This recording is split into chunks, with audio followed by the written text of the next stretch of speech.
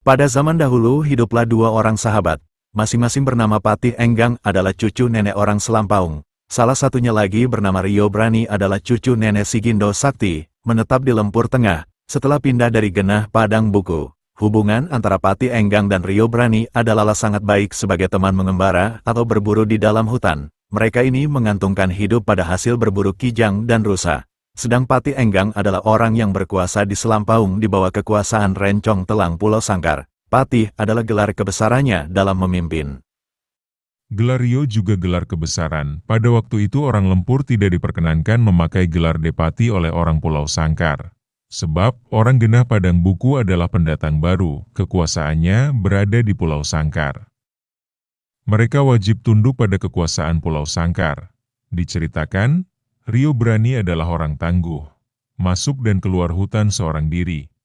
Karena itu pula dinamai Rio Brani, karena keberaniannya luar biasa.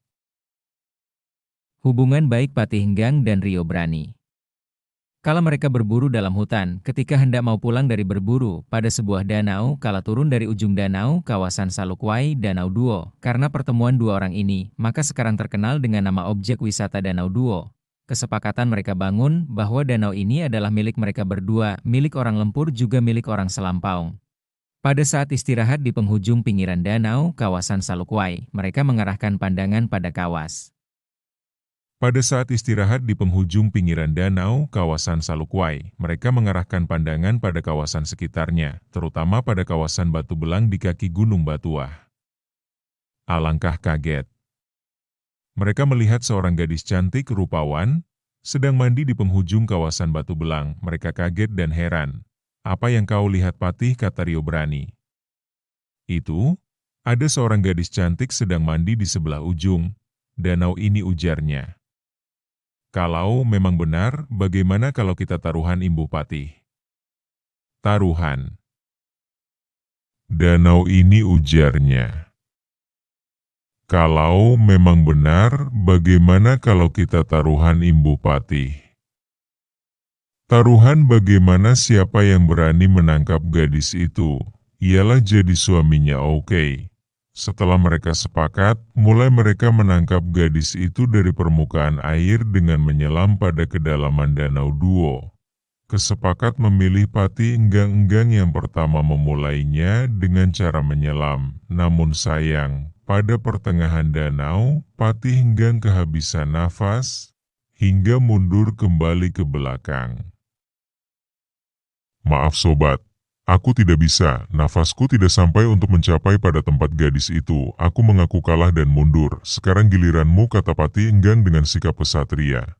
Giliran Rio, ia berhasil menangkap gadis itu dengan menyelam pada Danau Duo, tepatnya menyembul pada permukaan air dan berhasil menangkap gadis cantik rupawan itu.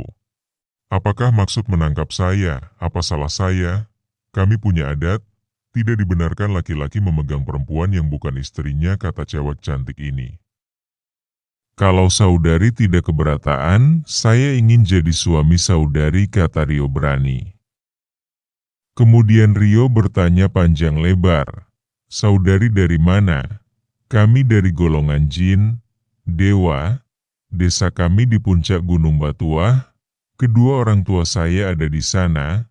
Rio Brani mengarahkan pandangan pada puncak Gunung Batuah. Dari kejauhan terlihat jalan berliku dan berkelok penuh keindahan. Kemudian Rio Brani dengan suara lantang memanggil Patih Enggang, yang masih berada di penghujung Danau Duo, untuk bersamanya. Rio Brani berangkat ke Gunung Batuah dengan gadis Dewa Jin, dan Patih Enggang pulang ke kampung di Selampaung. Setelah perkawinan mereka, 10 tahun kemudian memperoleh anak, bernama Wali Bujang. Kemudian, ia membawa anaknya ke Dusun Ujung Tanjung. Setelah Wali Bujang dewasa dinikahkan dengan Dewi Jin dari Gunung Bujang.